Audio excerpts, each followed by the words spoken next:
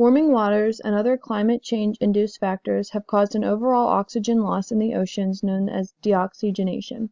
One place deoxygenation has become increasingly evident is in the tropical waters off the coast of Ecuador. There are several regions that this region is experiencing a growing problem with deoxygenation, and they all relate to global warming one way or another.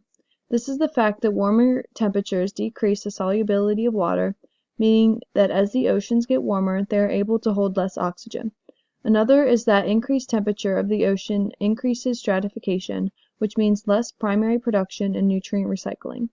Another cause of deoxygenation is the increased metabolic rate of organisms in warmer water. This results in more oxygen taken in by these organisms and more carbon dioxide produced. The addition of nutrients into the ocean by human activities is also accelerating deoxygenation off the coast of Ecuador. With deoxygenation, you have an increase in oxygen minimum zones, or OMZs. Fisheries off the coast will be affected as organisms need to leave OMZs to find more supportive waters elsewhere.